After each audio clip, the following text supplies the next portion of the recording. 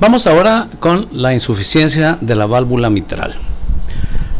Esta insuficiencia de la válvula mitral, como lo dice en el texto, pues es una serie de cambios funcionales y clínicos, anatómicos, morfológicos, secundarios a una incompetencia de la válvula mitral. Y cuando decimos incompetencia de la válvula mitral, estamos hablando de que esa válvula que comunica a la aurícula izquierda con el ventrículo izquierdo y debe dejar pasar la sangre unidireccionalmente de aurícula a ventrículo e impedir el reflujo, no está cumpliendo con su trabajo. Puede ser producida esta insuficiencia de la válvula mitral por distintos mecanismos. Existen numerosas etiologías y sus formas de presentación pueden ser crónicas o bien pueden ser agudas. Es decir, la evolución puede ser de largo tiempo o de corto tiempo. Entre las etiologías o causas más frecuentes están, número 1, secuelas de fiebre reumática, y aquí tenemos otra vez a la fiebre reumática, que produce retracción de los velos y las cuerdas. Los velos son los músculos papilares, aquí le voy a poner músculos papilares, y cuerdas tendinosas. Recuerden que la válvula mitral vista abierta en un corte sagital, pues tiene sus cuerditas tendinosas. Esto, para que nos quede claro, y lo vamos a dibujar, es la aurícula izquierda. Okay, acá está el ventrículo izquierdo. Tiene sus cuerditas tendinosas y tiene sus músculos papilares, que estos músculos papilares pues son parte del miocardio. ¿Sí? El músculo cardíaco. Y la función de los músculos papilares y las cuerdas tendinosas es evitar que cuando la válvula se cierre se vaya de paso. Lo voy a poner punteado. Evitar que se prolapse. Cuando el ventrículo izquierdo se contrae, la válvula mitral se debe cerrar, pero no debe de irse de paso, porque si se va de paso, si se abre como puerta de cantina, por poner un ejemplo, pues habría precisamente lo que estamos mencionando, una insuficiencia de la válvula mitral por prolapso, ¿no? Esto sería un prolapso de la mitral. Entonces, estas cuerdas tendinosas lo que deben de hacer es, se estiran, pero se estiran hasta que las valvas se cierran y ya no permiten que se vayan de paso. Es como si estuvieran amarradas al miocardio. Las valvas, acuérdense que la mitral tiene 2 valvas nada más, es como si estuvieran amarradas al miocardio y ya no se pueden ir de paso. Pero en la fiebre reumática suele suceder que se acortan, ¿ok? Se acortan.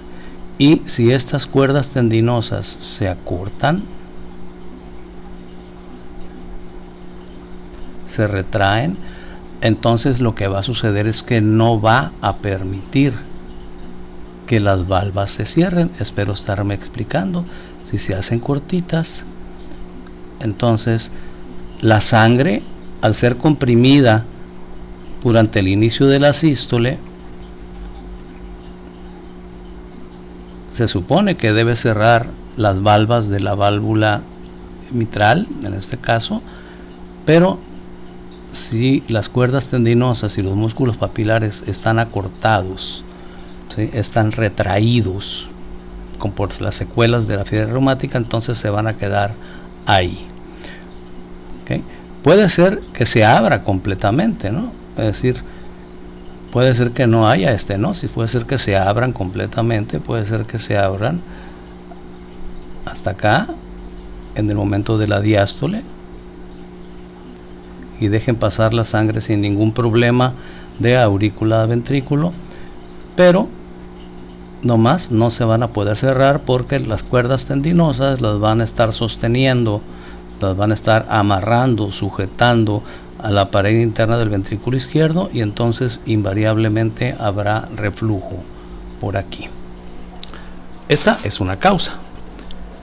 Otra causa es el prolapso de velos y ruptura de cuerda tendinosa de la válvula. ¿Okay? Prolapso de los velos, los velos y ruptura de las cuerdas tendinosas de la válvula. Pues ya dijimos que los velos son los músculos papilares.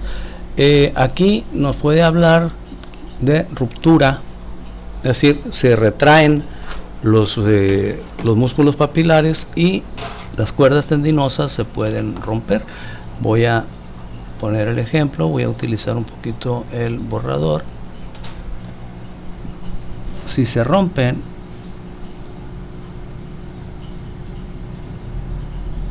vamos a poner nada más esta cuerda tendinosa. ¿Sí? Vamos a suponer que estas cuerdas tendinosas están normales, pero esta de aquí se rompieron. Entonces, si se rompen esas cuerdas tendinosas, no hay quien detenga a esa cúspide, no hay quien detenga a esa valva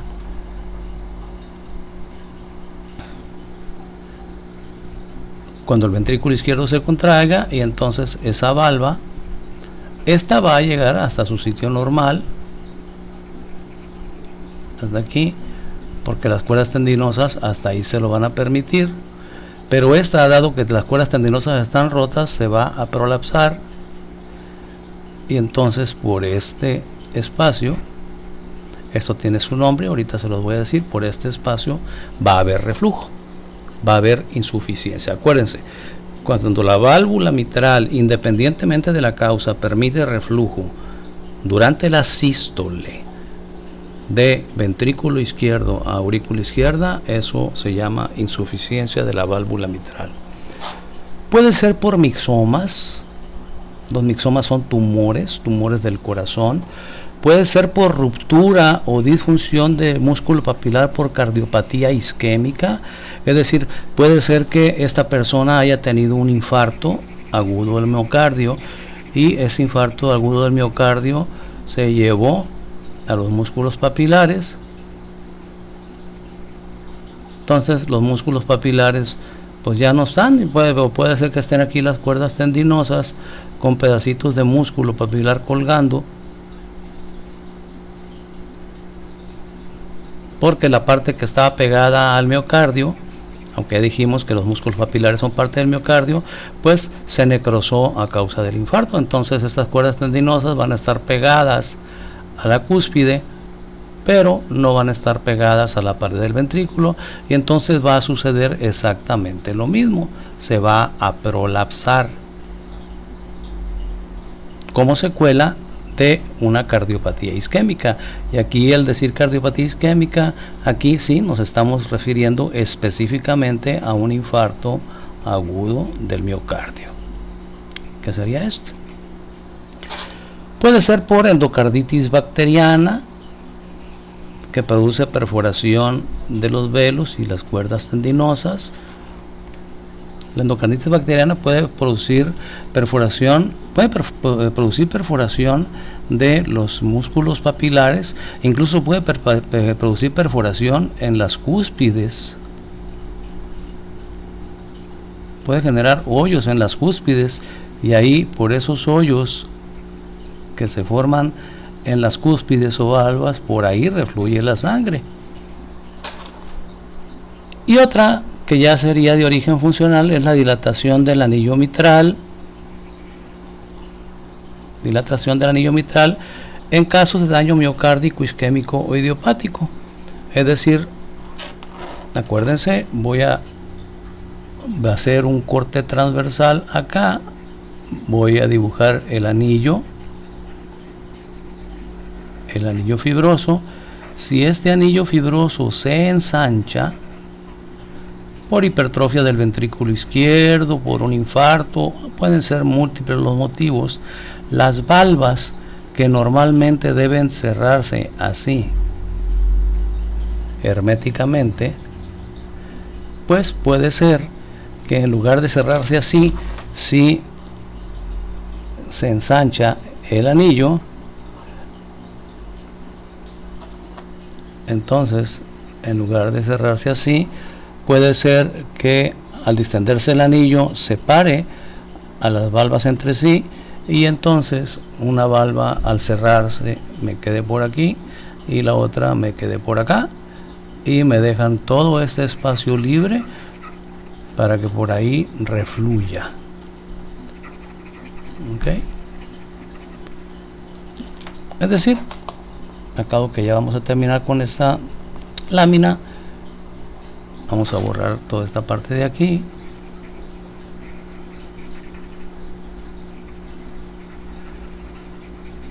E imaginémonos que lo que tenemos acá arriba, que lo estamos viendo en un corte transversal, lo vemos acá abajo, tendríamos nosotros que si el anillo fibroso que está aquí, es decir, el anillo fibroso le da vuelta a todo, ¿no? Por eso se llama anillo. Acuérdense que es una vista bidimensional, nada más vemos largo y ancho, y las valvas deben de cerrarse aquí.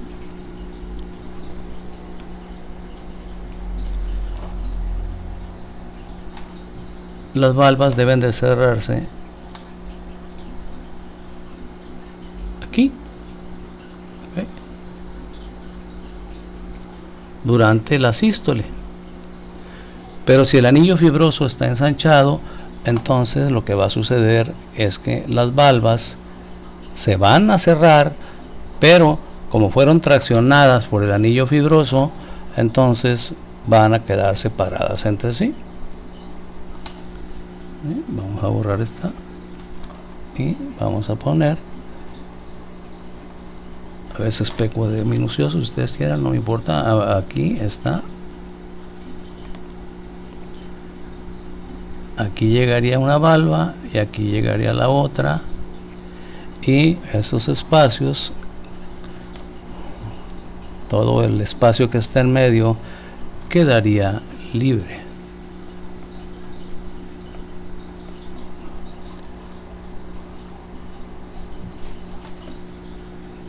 Aquí llegaría una valva, acá llegaría la otra. Pues aquí están las cuerdas tendinosas, pero todo este espacio que está aquí quedaría libre por el ensanchamiento del anillo fibroso, y entonces tendríamos nosotros una insuficiencia, ¿sí? Tendríamos una insuficiencia pues de etiología funcional. Aquí no sería orgánica porque la válvula en sí está bien. El problema es el anillo fibroso, el problema es el esqueleto cardíaco. Espero explicarme bien. Entonces estas son las causas básicas de la insuficiencia de la válvula mitral. El prolapso de la válvula mitral, que ya explicamos que es el hecho de que una o las dos valvas se vayan de paso hacia la aurícula izquierda cuando se contrae el ventrículo izquierdo, ¿sí? Esto es durante la sístole. El prolapso de la válvula mitral, también conocido como chasquido mitral o síndrome de Barlow o síndrome de globo mitral o síndrome de la válvula mitral flácida, tiene varios nombres. Nosotros le llamaremos sencillamente prolapso, ¿sí? Prolapso de la válvula mitral. Si le quieren ponerle epónimo síndrome de Barlow, bueno, pues lo pueden hacer, pero que no se les olvide que es un prolapso de la válvula mitral. Es el abultamiento de una o ambas aletas o valvas de la válvula durante la contracción del corazón hacia el ventrículo izquierdo, permitiendo el reflujo. Es decir, miren, cuando el ventrículo izquierdo se contrae con una fuerza que ya ustedes saben llega a ser hasta de 120 milímetros de mercurio, y normalmente lo que debe de suceder es que al contraerse el ventrículo, la presión que ejerce la sangre comprimida cierra las valvas de la mitral. Aquí están cerraditas, Y vean ustedes, las cuerdas tendinosas y los músculos papilares, si están sanos y están completos, evitan el prolapso. Las valvas se abomban hacia la aurícula izquierda, ¿no? Las valvas se abomban. ¿Sí? Imagínense que está el ventrículo contrayéndose con 120 milímetros de mercurio y la sangre comprimida, y están las valvas aguantando la presión, pero no se deben de abrir. Y si permiten un reflujo, debe ser un reflujo mínimo. La mayoría de las personas tenemos cierto grado de reflujo banal, trivial, le llaman los cardiólogos, que no tiene mucha consecuencia, ya sea de aorta hacia ventrículo izquierdo o de ventrículo izquierdo hacia aurícula izquierda, ya sea durante la diástole o la sístole. Pero a veces sucede esto que están viendo ustedes aquí. Puede ser que una de las cúspides se aguante la presión y se quede en el sitio, pero la otra no. La otra es levantada por la presión y entonces por ahí pasa la sangre. ¿Sí? Este es un prolapso de la válvula mitral o síndrome de Barlow. Entonces, fíjense, la insuficiencia de la válvula mitral, si me regreso un poquito, puede ser, número uno, vamos a manipular el mismo, primero vamos a borrar un poquito.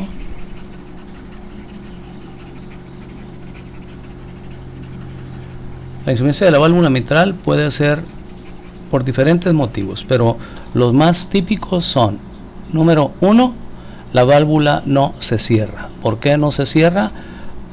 Porque las cuerdas tendinosas están retraídas, que es la causa más frecuente, secuelas de la fiebre reumática, es decir, la válvula está abierta porque se abrió durante la diástole, pero ahora en la sístole, que se debe cerrar, no se cierra, no porque esté dura, sino porque las cuerdas tendinosas están acortadas, están retraídas y no se lo permiten, y entonces queda este espacio por donde va a refluir la sangre. Obviamente al refluir por aquí lo va a hacer de manera turbulenta, generándonos un soplo bastante escandaloso. Esa es una causa. Otra causa puede ser por la expansión del anillo fibroso, que ya explicamos que al expandirse el anillo fibroso va a hacer que una valva me quede aquí y la otra valva me quede acá, y me va a dejar todo este espacio para que por aquí refluya la sangre. Y otra causa es que una o las dos valvas se prolapsen porque las cuerdas tendinosas no cumplieron con su trabajo, y entonces la sangre de todos modos va a refluir. Son las causas más comunes, ¿no? Son las tres causas más comunes. Bien. Okay. Aquí tienen la primera de ellas. Tenemos nosotros aquí una figura que nos está mostrando unas cuerdas tendinosas acortadas, retraídas.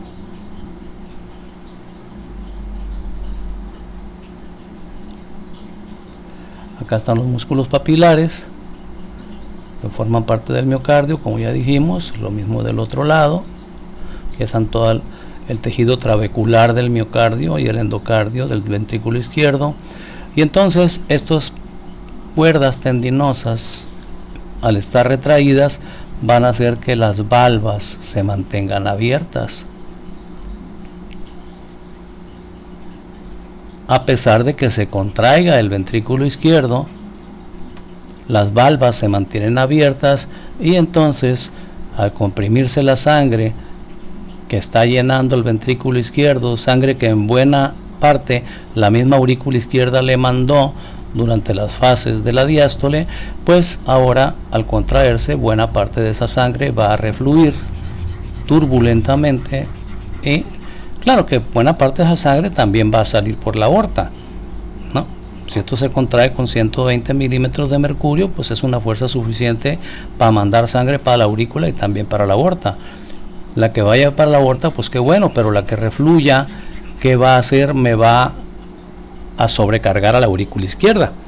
Porque acuérdense que mientras el ventrículo izquierdo se está contrayendo, la aurícula izquierda debe de estar relajadita y recibiendo sangre de las venas pulmonares. Cuenten con eso. Cuenten con eso. Debe de estar relajada la aurícula izquierda y recibiendo sangre de las venas pulmonares mientras el ventrículo izquierdo se contrae. Pero ahora resulta que esa aurícula izquierda va a estar recibiendo sangre, mientras el ventrículo se contrae, va a estar recibiendo sangre de las venas pulmonares y además va a estar recibiendo sangre por reflujo del ventrículo izquierdo. Entonces sus paredes se van a distender enormemente, se van a distender mucho más de lo que normalmente se distienden durante la fase, ya en la diástole, durante la fase de llenado ventricular rápido y llenado ventricular lento, con un flujo laminar, puesto que esto se abre normal, va a estar pasando la sangre a los ventrículos, pero cuando venga el disparo del nodo sinusal que anda por acá, y cuando venga el disparo todavía le va a quedar mucha sangre en su interior, y entonces esto eventualmente nos va a generar una hipertrofia de la aurícula izquierda. Nos produce casi tanta hipertrofia o a veces más que la estenosis de la válvula mitral. Acuérdense, cuando hablamos de estenosis de la válvula mitral dijimos que genera hipertrofia del músculo de la válvula mitral. Esto también, y esto por sobrecarga, pero aquí es una sobrecarga por reflujo. En la estenosis mitral es una sobrecarga por dificultad para la eyección, para el paso de la sangre de aurícula izquierda a ventrículo izquierdo. Aquí la sangre pasa completamente, pero buena parte de la que pasa se regresa porque las valvas o no se cierran, o están muy separadas, o se prolapsan. ¿Ok? Entonces siempre va a haber una sobrecarga en la aurícula izquierda por el aumento de contenido de sangre, y eso va a generar que al contraerse en la fase de sístole auricular lo haga con más fuerza, y al hacerlo con más fuerza el músculo, que normalmente es delgadito en la aurícula izquierda, se va a ir hipertrofiando y eventualmente vamos a tener una hipertrofia, ¿sí? Una hipertrofia de la aurícula izquierda, que no necesariamente se debe de traducir en una hipertrofia del ventrículo izquierdo, aunque a veces hemodinámicamente también se puede generar esa hipertrofia del ventrículo izquierdo. Que si esto nos puede producir a nosotros, puede llegar a producirnos edema pulmonar, por supuesto que sí, también. Es decir, las 4 valvulopatías que hemos visto nos pueden producir edema pulmonar. Si esta aurícula izquierda tiene demasiada sangre todavía cuando se contrae debido al reflujo que tuvo, pues puede ser que me mande para atrás parte de la sangre por las venas pulmonares, que son 4, faltan otras 2. Aumenta la presión de las venas pulmonares, aumenta la presión capilar pulmonar, puede haber edema agudo de pulmón. Bien, esto es la insuficiencia de la válvula mitral. Okay, aquí tenemos otro ejemplo. Fíjense cómo tenemos aquí una valva. Esta valva dice: debido al mal funcionamiento de la válvula mitral, la sangre regresa a la aurícula izquierda acá y causa agrandamiento paulatino. ¿Agrandamiento de quién? De la aurícula izquierda. Normalmente, aquí lo tenemos, durante la sístole la válvula mitral se debe cerrar completamente, no debe permitir reflujo. Aquí están pues las cuerdas tendinosas, cuya función es mantener las válvulas que no se vayan de paso, que no se prolapsen. Pero acá tenemos que, a pesar de que las cuerdas tendinosas están tratando de hacer su trabajo, esta valva se abomba de más, y al abombarse de más deja un espacio por donde la sangre refluye. Es decir, Miren, en cualquiera de las 4 valvulopatías que hemos hablado, sea estenosis mitral, estenosis aórtica, insuficiencia mitral o insuficiencia aórtica, hay diferentes grados, pero no nos vamos a meter en eso porque ustedes van a llevar cardiología y ahí lo van a ver todo más minuciosamente. Yo lo que quiero es que ustedes lleven las bases para cuando lleven esas materias. Hay, por ejemplo, aquí tenemos una insuficiencia leve. Si ustedes se fijan, aquí el orificio por el cual va a haber un reflujo es un orificio pequeño. Va a haber reflujo, pero un reflujo pequeño. Es una insuficiencia mitral leve por síndrome de Barlow, por prolapso de una de las valvas. Acá en los ejemplos que pusimos, por ejemplo, esta ya sería una insuficiencia de la válvula mitral, pero una insuficiencia grave. Vean, queda casi completamente abierta, las cuerdas tendinosas retraídas por secuelas de la fiebre reumática no permite que se cierren las valvas, y entonces pues nos queda el agujero casi del mismo centímetro de diámetro que tiene cuando se abre, nos queda cuando se debe de cerrar. Aquí tenemos ya una insuficiencia grave. Aquí tenemos una insuficiencia moderada. Y acá pues ya lo movimos a como lo quisimos, puede ser leve, moderada o grave. Y desde luego, dependiendo de la cantidad de sangre que refluya, pues será la clasificación de leve, moderada o grave, y será la urgencia del tratamiento. Que en la mayoría de los casos pues el tratamiento debe ser pues lo más radical, para no correr riesgos, pues es la sustitución de la válvula, ¿no? Poner una válvula metálica o una válvula de otro material. Hay diferentes materiales, metálicos o no. Se quita la válvula enferma y se coloca una válvula metálica que se abre hacia el ventrículo y luego ¡tac!, se cierra cuando se contrae el ventrículo. Hay diferentes tipos. Cuando hablemos de cardiopatía hipertensiva les voy a poner unas fotos de unas valvulitas de estas, unas fotos. Ok, vámonos a la semiología, vámonos a la clínica. Insuficiencia de la válvula mitral, sea leve, moderada o severa. Etiología: puede ser orgánico o puede ser funcional. Si el problema es de las valvas, será orgánico. Si el problema es del corazón, como en el caso del infarto agudo del miocardio, ¿ok?, o el ensanchamiento del anillo fibroso por hipertrofia del ventrículo izquierdo, entonces será funcional. Si es por secuelas de la fiebre reumática, será orgánico. Siempre será de reflujo. Todos los soplos de insuficiencia son de reflujo. Sitio de máxima percepción: ¿dónde está la válvula mitral? En la punta, es decir, se va a oír mejor en el foco mitral. Quinto espacio intercostal izquierdo sobre línea medio clavicular. Temporalidad es holo sistólico, es decir, abarca toda la sístole. Toda la sístole.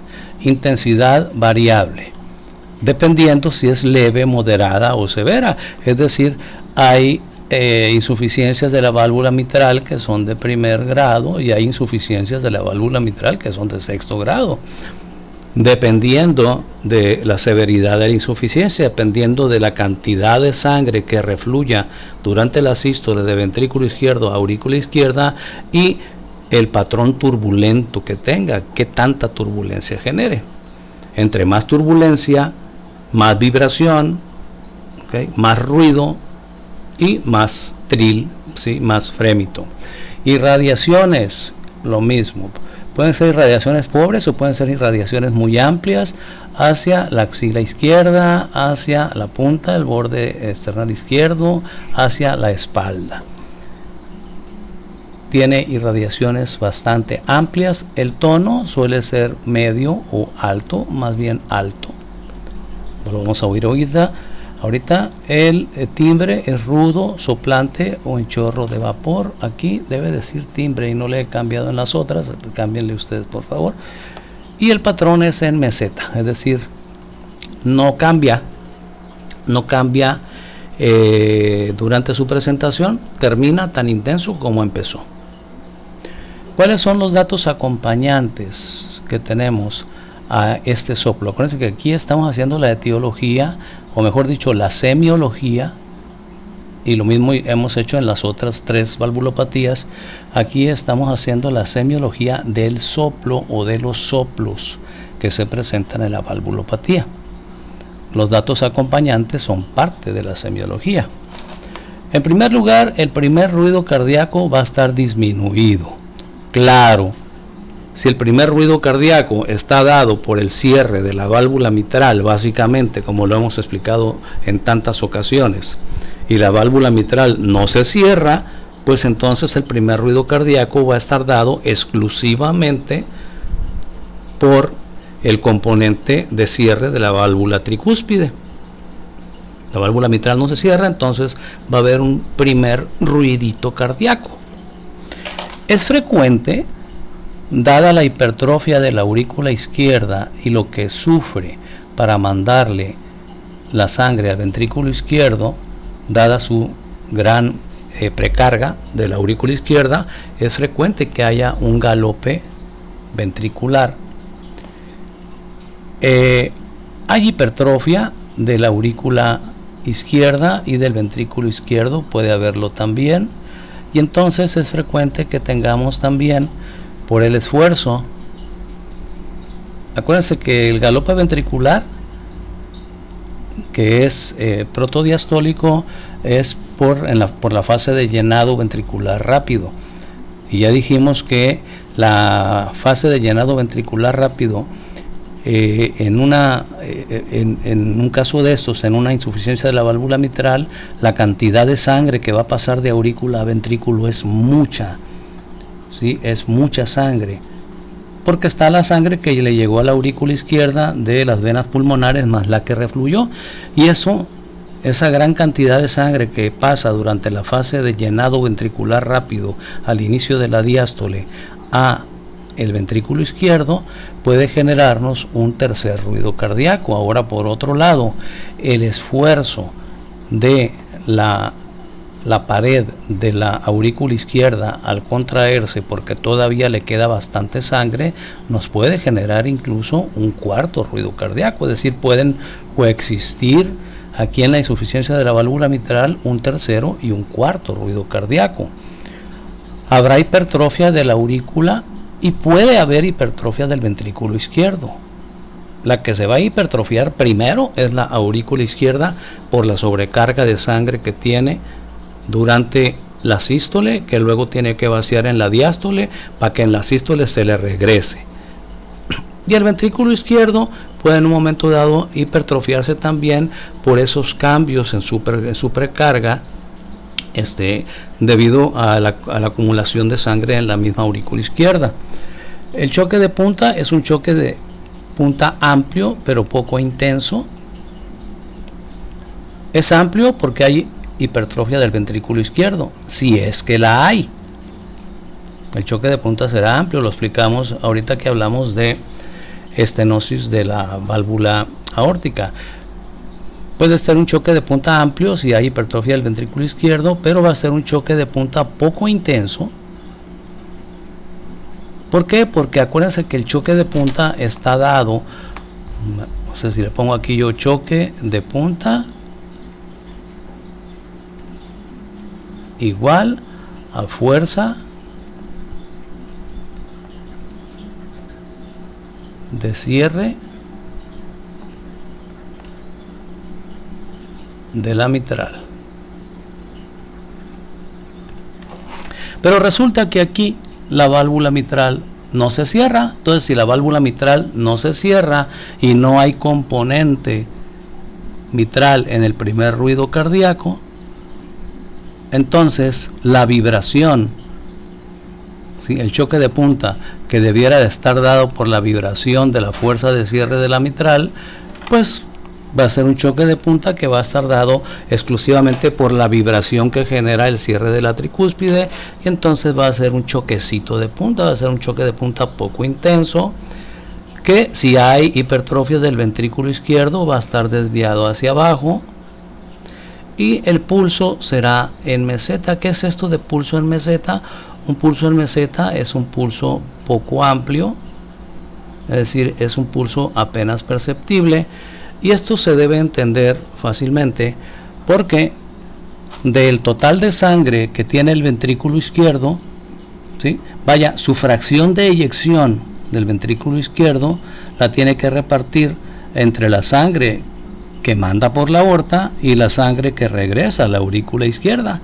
Entonces, generalmente la cantidad de sangre que manda a la aorta, ¿sí? Su volumen sistólico pues va a ser menor que en condiciones normales, porque parte de ese volumen sistólico o parte de la sangre que debiera formar parte de ese volumen sistólico se va a convertir en sangre que refluye a la aurícula izquierda. Entonces vamos a tener un pulso en meseta, que es un pulso apenas perceptible.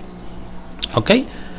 Estos son los datos semiológicos de la insuficiencia de la válvula mitral. Si nos vamos al diagrama que hemos estado haciendo, pues no hay mucho que mostrar, ¿sí? En este diagrama aquí tenemos el ciclo cardíaco completito.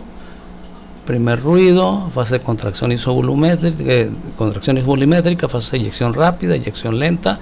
Segundo ruido, relajación isovolumétrica, fase de llenado rápido, fase de llenado lento, sístole auricular, otra vez primer ruido. ¿Qué cambios vamos a tener? Pues vamos a tener ese cambio, nada más. Vamos a tener un soplote holosistólico en meseta. Es decir, vamos a tener un soplo que inicia con el primer ruido, que dijimos, un primer ruido que va a estar disminuido de intensidad. Ahí lo pusimos, un primer ruido disminuido de intensidad, y termina con un segundo ruido que no tiene ni pena ni gloria. Fíjense cómo aquí los cambios, o bueno, el cambio básicamente está en la sístole. En toda la sístole está el cambio, que está representado por un soplo que dura toda la etapa y con la misma intensidad. La diástole está limpia. ¿Okay? La diástole está limpia. Y entonces vamos nosotros a escuchar cómo es el soplo de una insuficiencia de la válvula mitral entre moderado y severo.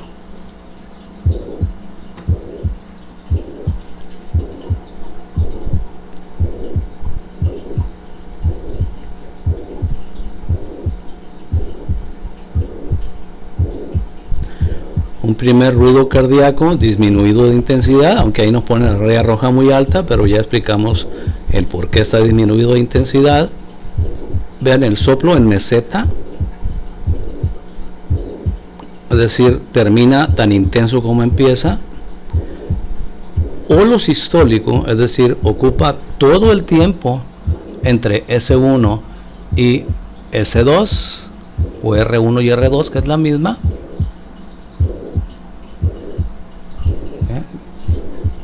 Con un timbre agudo, o mejor dicho, un tono agudo, un timbre áspero.